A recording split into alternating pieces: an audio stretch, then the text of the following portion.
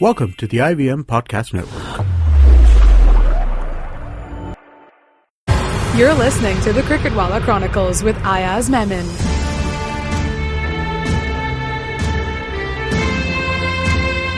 Hi, this is Pooja from the Fan Garage. We present to you a new show, Total Cricket with Ayaz. In the first season, of course, we're going to talk about the revolution that's taken the world of cricket by storm, 2020 cricket. But before that, just a sec. Ayaz, of course, is someone who needs no introduction. Someone with unparalleled knowledge and insight on cricket. A published author, respected sports editor. But the way I particularly and fondly like to introduce Ayaz, he's someone who's written more words on cricket than Sachin has scored runs. Believe it or not. You're going to get me hammered. It gets better. Ayaz has covered more World Cups than Sachin has played in. How's that? You're intent on getting me massacred. Well, total cricket all the way, Ayaz. But no, our first season, like I said, we're going to talk about the revolutionary T20 cricket. We're right here in the middle of the 9th edition of the IPL. It's the biggest money spinner in the world today. But, it was back in 2001 that the first thought and the first seed of 2020 cricket as we know it today was beginning to germinate, And it was in the mecca of cricket in England that everyone started to talk about how do we bring in the people back again? How do we put bums on seats? The viewership's declining, sponsors are screaming. And where did all this revolution begin, Ayaz? Well, as you mentioned, it began in England. I think England has always been the place where, these kind of improvisations, innovations, a departure from the norm or the convention has happened traditionally in cricket. So, for instance, one-day cricket also started from England, though it got very popular because of what happened in Australia with the coloured clothing and floodlights, and then after that, of course, the way India took up to the limited overs game. Well, it is after all the British who taught the world cricket, right? So yes, but I must add here that I don't know if you've read this book, Tao of Cricket, where the social philosopher Ashish Nandi mentions that cricket is an Indian game invented by the English. So India is in the forefront, and the IPL is a classic example that once something happens, we may not kind of introduce it, but if it appeals to us, if our palate accepts it, then we take it, to whatever, the highest levels. It happened with Test cricket. The largest crowds you would get in India when Test cricket was really popular, and in fact India was seen as this great land of great mystique and intrigue, and why would 90,000 people or 100,000 people come to the Eden Gardens to watch cricket? And it kind of boggled the minds of people in England or Australia that so many people could go and see a cricket match. And then after that, in 1983, after we won the World Cup, and before that, ODI cricket hadn't really taken off in India. It was popular because cricket was popular. But after the 1983 win, India became the El Dorado for limited overs cricket, one-day cricket. I mean, we're playing 17, 18, 20 matches a year in India. And then came, of course, T20 cricket. Right. And I think the trigger before the IPL was India winning in 2007, the World Championship, the inaugural World Championship, not just winning, beating Pakistan in the final, last over final. Absolutely, it was magical. But no, we must rewind to many years before that. And really, how was this whole revolution coming around? What really set it about? So, Pooja, I think like it happened with one-day cricket in England, what was Test cricket and what was first-class cricket, which was played over 3 days, county cricket, was seeing, migration of cricket followers to other sports, or at least not coming for cricket matches. There was dwindling spectatorship, even for one-day cricket. And I must tell you where I think the first kind of indication of this came, that there was some kind of concern emerging in the English cricket establishment. This was during the 1999 World Cup. So the India versus Pakistan match was a mega hit. But not all the matches were. Wherever India played, because there were massive Indian supporters, yes, you had packed houses. But not some of the other games. And therefore, I think it kind of started dawning on, English cricket aficionados and especially the administrators, hey, we are losing even spectatorship in one-day cricket. Now we need to rethink what is to be done. How do we get cricket lovers back into the stadiums? And I think that's where this thought germinated. And, I think the prime mover was Stuart Robertson, who was part of the ECB at that time, the marketing manager there, marketing manager. So, like happens in all such setups, in a kind of a bureaucratic setup, somebody is assigned a certain role. Okay, you investigate, find out what are the, what recourse is available. But nobody at that time imagined that it would be so radical, so revolutionary that you come up with a 20 over a side game. I think, and if I've read correctly, is that Stuart Robertson actually conducted a massive survey. Yes, I believe so. It was an extensive research study undertaken, and it cost them back then, I believe, 200,000 quid, and that's not a small amount. But it just goes to show that it wasn't born out of somebody's radical whims and fancies. Oh, certainly not. There was research and study put into understanding why people were not coming. And, what is it that instead they wanted to see? See, I think cricket has been actually, how do I put it? The approach has been very dogmatic by people who run the sport. It's in a sense, it can get very, very archaic, the thinking. And the thinking is that, this is how the game has been, always will be, and should be. But it's not necessarily the case, as we know in every other sphere of life, that change is inevitable. So we've had one-day cricket after much opposition in the early 60s when it came. And when the coloured clothing came, thanks to Kerry Packer, it was called pajama cricket. So there has been, and which is not such a bad thing, there has been a whole lobby or a school of cricket romanticists. And, they've always been very, very reluctant to change. But change has happened, sometimes over a longer period than perhaps was necessary. But here, I think what Stuart Robertson did is try and understand how the preferences and interests of people have changed. It's not that cricket is changing. Cricket will change if the preferences have changed. And that research showed him that. So one of the biggest findings was that, if I've got the money and I don't have the time, do I give up the sport or what do I do? Right, absolutely. In his words, I mean, he put it, they were cash rich, but poor time. Cash rich and poor time. I think that's a classic phrase. So that was the conundrum, that I like cricket. I love it.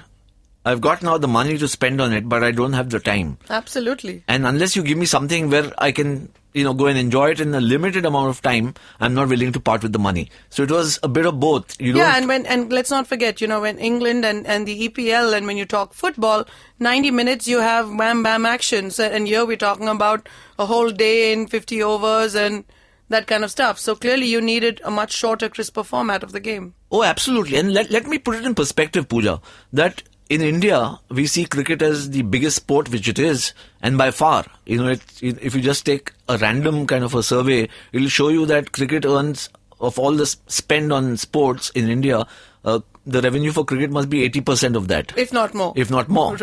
Right. Also the spectatorship and the eyeballs. Absolutely, yeah. While in England, cricket may be the national game, but it's not the most popular game. It's football. In New Zealand, it's rugby. In Australia, it's Australian rules football. While cricket may be the national game for historical and colonial reasons. Likewise, in the West Indies, where cricket was very big and the primary sport, it had given way to athletics, to football. So too in South Africa, rugby is far bigger. Football is even bigger than cricket.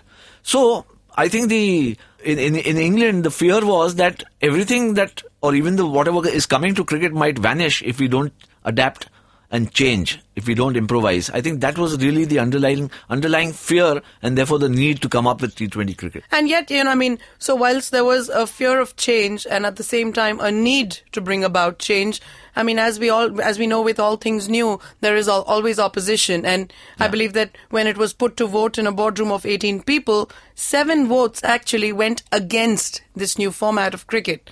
And, 2 more votes and we actually would have never known what T20 was. So it shows you how divided the cricket world was, even as, it's not 200 years ago. This is about 15, 16 years back that we're talking. That 7 of those 18 people actually thought you're messing around with a game which... It's rubbish. It's rubbish. You're messing around with a sport which has stood the test of time for about 100 years and more. Why do you want to muck around with it further? We've already done it with ODI cricket. But the good part is, in the story, is that 11 said, no, let's muck around. Absolutely, Let's mess around, because otherwise we are in a right royal mess.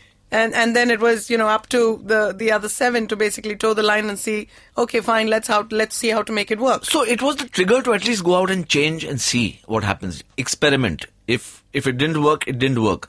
But the impulse, the trigger was given that, okay, we need to do something. And I think what happened subsequently just proved those 11 people 100% right. And, so whilst they've decided on the format and they've agreed to get it going and, kickstart the whole process, it's interesting how the whole coinage of the word 2020 or T20 as we know it today in an even abbreviated format came about. I mean, Cricket Light was one of the options actually being considered. Yeah. And to think that, in today's times, it just wouldn't fly because people wouldn't take it seriously, the fact that you put in the word light over there. So, So Cricket Light and even 2020 to some extent sound like, cigarette packs.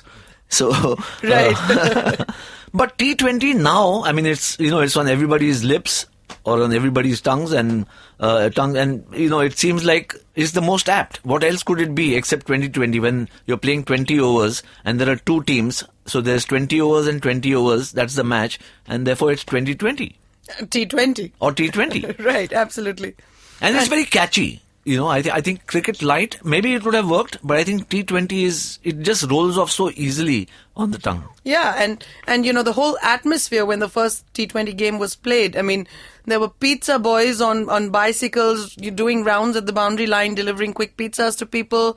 There was face painting happening. And so clearly the whole effort was to make it fun, light-hearted, make it more like a carnival.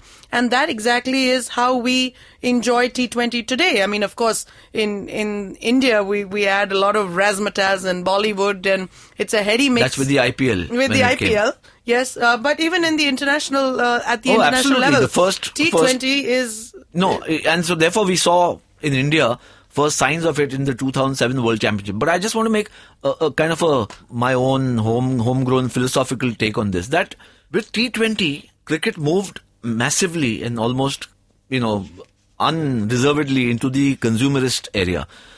T20 was created by public demand. The original, format of cricket, the 5-day format or the first-class format, was a construct on its own. It was not driven by consumer demand. To an extent, ODIs were, one-day internationals were, but this is a complete and, unfettered meeting of consumer demand, the T20 thing. I've got the dosh, I've got only so much time, give me what you can to make my time there 3 hours completely enjoyable. So the action is non-stop, but along with that, you'll get, wherever you're seated, you'll get pizza delivered on time or an ice cream, or you'll have cheerleaders. It's a whole package rather than just only the cricket. The whole surround sound around T20 which makes what it is, and therefore the appeal for the modern consumeristic sports fan. It's much like Yankeeization of cricket, isn't it? I mean, up until then, cheerleaders was always associated with... I don't know whether that's praise or criticism, Yankeeization. Well, America, the land of the marketers, I mean, they're the best at it. That's true. Sometimes it's seen with, it's seen as a disparaging remark because, especially for tradition-bound old school cricket lovers, that's a surrender to mammon and to commerce. When you Yankeeize something or go the path of America. Well, the success rate at which T20 cricket has taken the world by storm. I mean, today you have Big Bash, you have Ram Slam, IPL, of course, is in its 9th season, not without its share of controversies. Yeah. But each season just gets bigger, better, bolder. So I think it's also a kind of manifestation of the globalization of the world.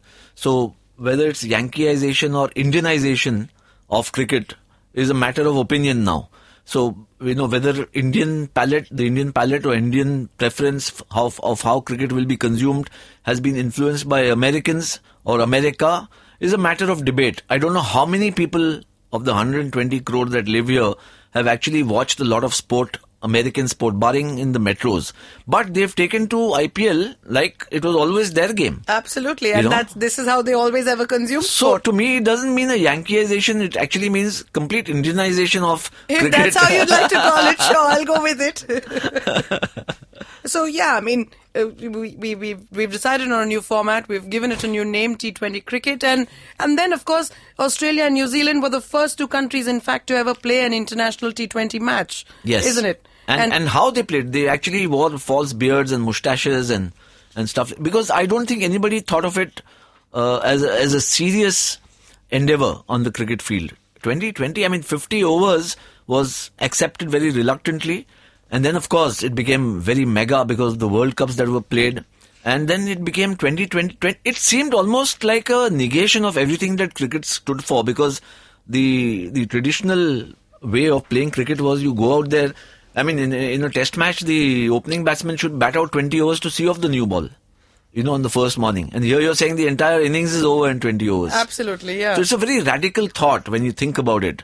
And therefore, I think there was a lot of musty and fun and frolic in the first match that was played between New Zealand and Australia. In fact, if I remember correctly, it's in that match that Glenn McGrath even bowled an underarm delivery. Is that so? Yes.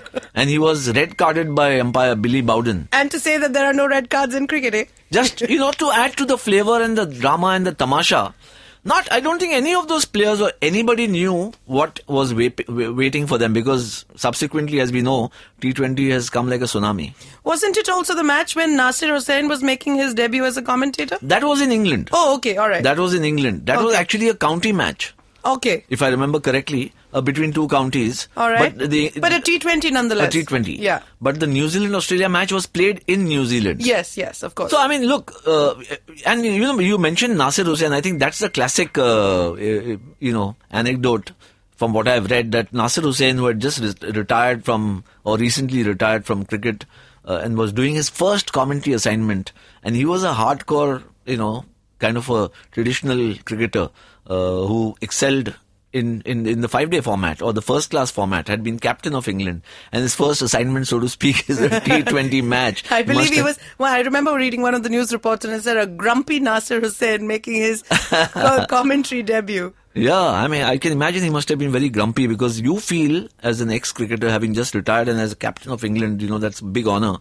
That is this what I'm supposed to do? Having spent maybe 18, 20 years of my life playing all formats, all at all levels, and then my first assignment in commentary is to go and cover a 2020 match. So I think, yeah, I mean, if I was in this place, I would be grumpy too. We'll continue our chat on the Cricketwala Chronicles right after this break. Who's ahead in the league and what's cooking off the pitch? We at TFG bring all that you need to know about Indian football. Discussions, debate, banter, in-depth analysis with a touch of fun and fandom. This is the TFG Indian Football Podcast, and we're a daily show, so check us out on YouTube and various other podcasting apps like iTunes, Audioboom, SoundCloud, etc. Welcome back. You're listening to the Cricketwala Chronicles with Ayaz. This is Pooja from the Fan Garage. So, it was Australia and New Zealand as the first countries who played an international T20. And from there on, how was the wave actually taking the world, in its stride? How did the other countries come on board to start accepting this format? I think on the circuit, word went around, or not just word, I think there was enough evidence. There was enough numbers and stats and research data available to show that this is a format which is finding very ready takers. There were audiences that were waiting to lap it up. And I think what the research also threw up is that you're getting a far wider spectrum of people coming in. Cross-section was not just male 30 and above, which was perhaps the case in test matches, or 25 and over. Here, there were lots of kids, families coming out there and actually foregoing some other form of entertainment to come and watch this. Instead of going to a movie, with the family and spending whatever you did there, you actually coming and spending it on a cricket match. So that's a great incentive for a sport to try and, build from or build on. So it was really from 2005 onwards that other countries actually started accepting gradually? Gradually, yes. And they started introducing it in domestic cricket in various countries, except, of course, the Indian Cricket Board was most reluctant. The BCCI was not at all convinced or wanted to kind of play the T20 format, even in domestic cricket. Even Pakistan played T20 cricket. Oh, they had a season of T20 for their local teams. So there was a lot of domestic T20 action. It had started growing. When we say lot, it means it just started getting introduced in England, in Pakistan, and so therefore, and everywhere, I think what was emerging is that everywhere the reaction or the response seemed to be the same. It didn't differ whether it was in England or New Zealand or Australia or in Pakistan or wherever T20 was played. The response was phenomenal. Well, it's no wonder then, that in a short span of 4 years. I mean, if 2003 is when the first T20 match was ever played, in 4 years' time, you actually had a full-fledged T20 World Cup. Absolutely. And In that 2007. that was fast-tracked because there was no time to lose. You know, even in the West Indies 2007 World Cup, it was clear that ODIs were losing some of their charm. And Again, a lot of this is also actually commercially driven by TV viewership and pressure from sponsors. You know, I mean, if you're not going to have the eyeballs on air, you're not going to have bums on seats on the ground, you know, eventually where's the money going to come from? So that's the hard reality of sport today, contemporary, sport in the contemporary world, and not just cricket. And therefore, so for instance, I'm a great lover of Test match cricket. In that sense, I'm a Puritan. But you're not grumpy when you I'm commentate not on grumpy. T20 matches. No, I'm not. Or even watching T20 matches. Sure. I'm not grumpy. I think over what has convinced me is over the last 7, 8, 9 years that we watched this is that all three formats have their own charm. The deleterious effects of T20, which one thought, or was the argument earlier from a lot of experts, that is going to kill skills and ruin technique. Yes, and absolutely. ruin young careers, has actually not happened. So just as a digression, let me tell you, in the World T20, which was played in India earlier this year, and your best batsman was Virat Kohli, who's also possibly the best batsman in Test cricket and ODIs. He's the Test cricket captain for India, isn't it? And he's the best batsman in the world. Right, absolutely. You know? Okay, if he is not, then possibly it's Kane Williamson, who's also 26-year-old. And if Kane Williamson is not, then perhaps it is Joe Root, who's also 26 years old. Or if it's not any of these, then it's possibly Steve Smith. And if it's none of these, which I've mentioned earlier, then it could be David Warner. So what I'm saying is there's a whole bunch of youngsters. The point I'm trying to drive home, all these batsmen have grown up in the era of T20 and they've learned to adapt from format to format. So when Virat Kohli goes out to play a Test match, he's not thinking of it as a T20 match, and therefore he's adapted. And when Well, just goes to also show, therefore, then their grounding in the technique is so solid. Exactly. And that, it's not just about a power-hitting shot. The technique has got to be right, and it's there. Right, and so we've just talked of batsmen, but it's also fairly true of, I think bowlers now. I mean, bowlers have to think a lot more, and they carry their thinking into the other formats. What has happened is, it has increased the pace in traditional cricket. Batsmen are ready to take more risks, maybe take risks earlier. Earlier on, yes. So you'll find from say 2000 to 2016, the number of Test matches that have been played, maybe they don't last all 5 days. And why should they? Test match, 5 day limit was the maximum. It's not necessarily the optimum. That you have to play them all out. It's not that the result should only come on the last day's last over. Correct. It could come anytime earlier. And if you look at Test cricket records of 100 years ago, matches used to end in 2.5, 3 days, 4 days because of uncovered wickets, whatever else, was there. We're actually, I think, going back into what I think is perhaps the golden era of even Test match cricket, where there is a lot more action, there's a lot more bravado, there's a lot more risk taken, and a lot more results. And if you're getting results, it means the bowlers are also delivering. Somebody has to get wickets. It's not just the batsmen making hay. It's also the bowlers who are, they also matter and they count. Absolutely. Yeah. So I think the game has benefited to the extent that it has increased the tempo and made Test cricket also that much more attractive. So it's not while the formats are different, the skill sets may vary from format to format, but it's the same players who've learned to adapt. And I think it's human ingenuity which helps that because, you may go to a classical concert and wear a kurta and a dhoti and go and put on some perfume and, for the ambience, for the but that environment. doesn't mean that you don't enjoy the classical. But it doesn't mean that you can't wear a pair of jeans and go out and, party hard if you want to. Right. And it doesn't mean if you do one, you can't do the other. And if you can do, if you can do both well, why not? And so we've of course had this World Championship, as it was called. The first 2007 World Championship of Cricket. T20 World Championship of Cricket. 2020 World Championship. In 2007 in South Africa. And I was there for the launch ceremony, and I remember these hunky men, covered in tattoos, not in clothes actually, and riding these even hunkier Harley Davidsons spinning around the dome in Joburg, and there were trapeze artists swinging from end to end, and it was unthinkable that this was actually the launch of a Cricket World Cup. But that is exactly what the ICC promised to viewers, that it's quick, it's fast, it's something you've never seen before, it's power-packed and adrenaline pumping. Yeah. And that is how the world was being fed cricket back in 2007. And of course, today it's staple diet for us. Yes. So I think basically the understanding was that T20 has to be packaged well, because any sport today is not just about the 25,000 people you might get at the ground, or even 65, 70,000 like at the Eden Gardens. Yeah. It's today about, millions, A global viewership. A global viewership. How do you make it attractive for television or on television? Because your biggest audience is there. That's where, you will get the money or the mullah coming in. And for that to come in, the broadcasters have to be convinced that we have to do all of this packaging and therefore spend on that to get returns in place. Earlier, when you looked at cricket in its pristine glory, so to speak, what happened on the field, play was the be-all and end-all. Nothing else around it. Today, it's not just about the play. The play is paramount. Of course. The play is paramount. But it's also about who's come there to see the match, what's happening around it, who's playing the music, what is the act, which band is performing today in some final or whatever else it might be.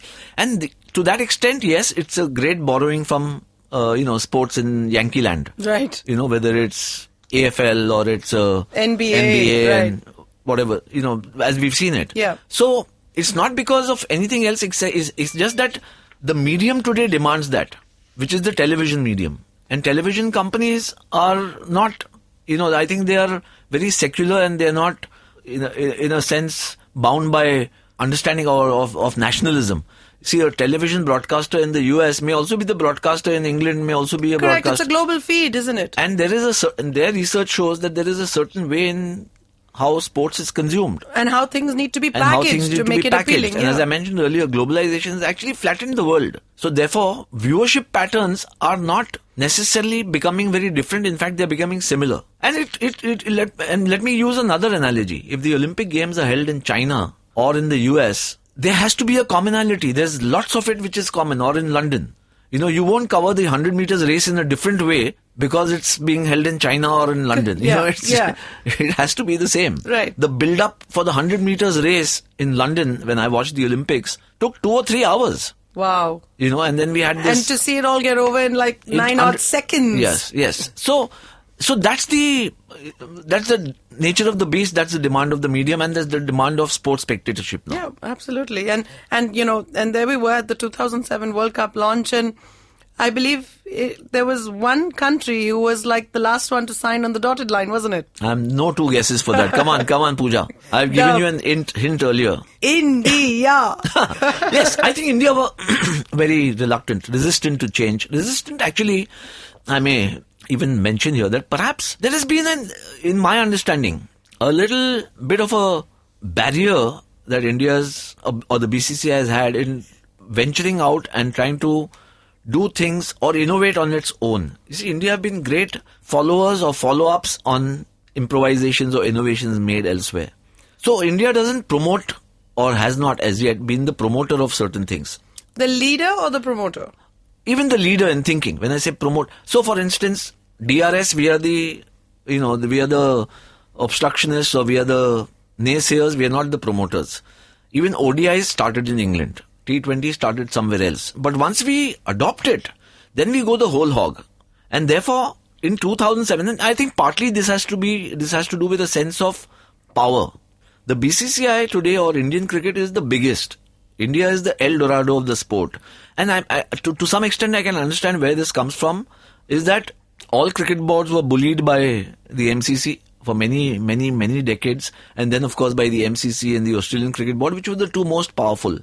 And when India came into its own as a cricketing power, it didn't want to be shoved around. That's the simple truth. It goes back to 1983. I can tell you this. 1983 World Cup. NKP Salve was the president. Jagmohan Dalmia, I think, was secretary, and I.S. Bindra was the treasurer, if I remember correctly. And they wanted a couple of tickets for the final. India's playing, and they wouldn't get it. And therefore And that obviously is not going to go down well, right? They worked out a way. And this is interesting. They worked out a way to get the World Cup moved away from England. After 3 World Cups, 75, 79, 83, the World Cup in 1987 was played in the subcontinent. And how big was that achievement? It was held in India and Pakistan, 2 countries which are otherwise at loggerheads on virtually every issue. And here they co-hosted a tournament successfully. Yes. So it showed you how the board felt.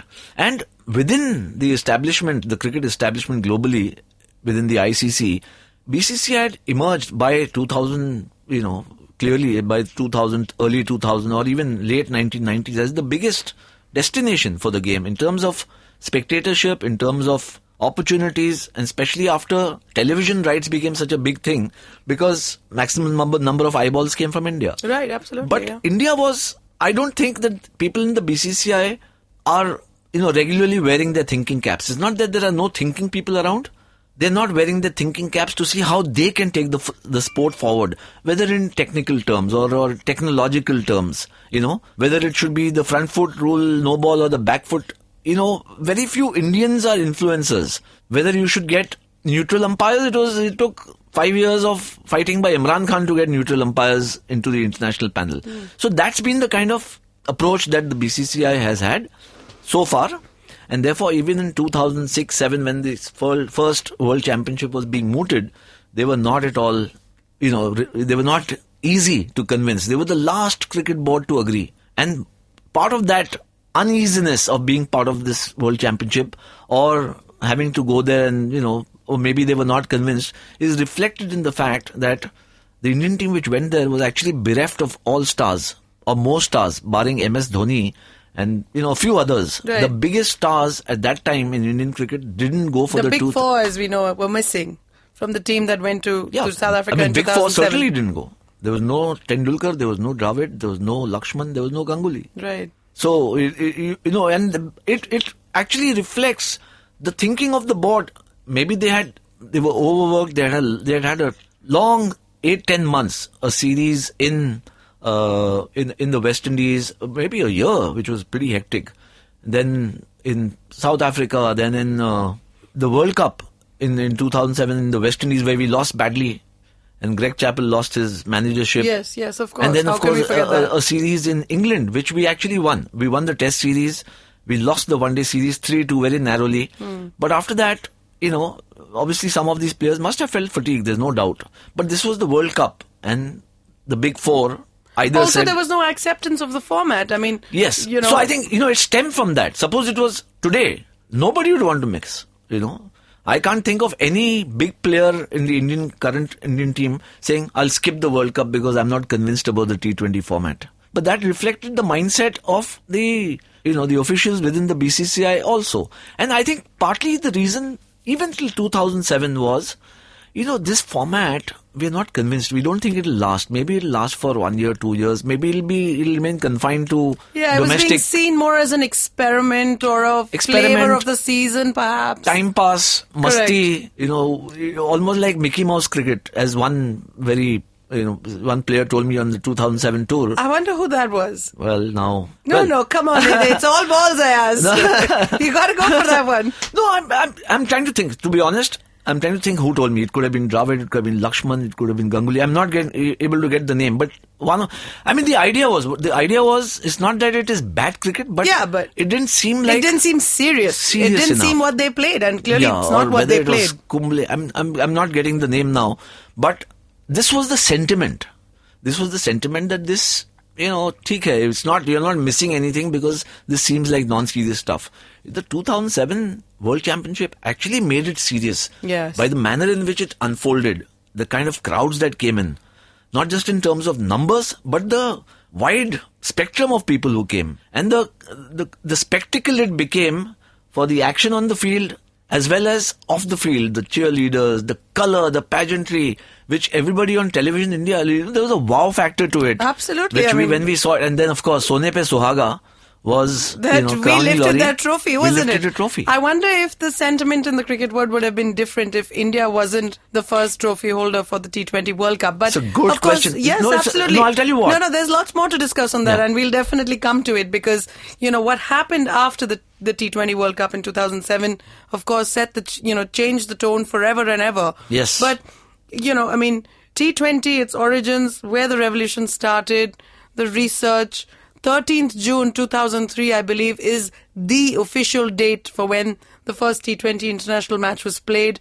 And that is the date that is recorded in history as the official starting point of T20 internationals in the world. And, today we have a revolution that's just taken the world by storm.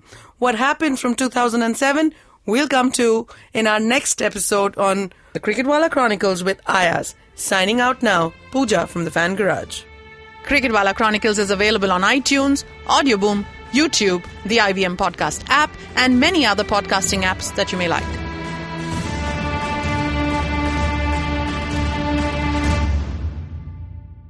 Hey man, just help me out, man. I need some podcasts, man. I haven't had a fix in a week. Just need some. Don't you worry about it. I got podcasts galore for you, man. Just go to ivmpodcast.com. You can also find us on Facebook, Twitter, and Instagram. Thanks, man. I'm gonna check it out.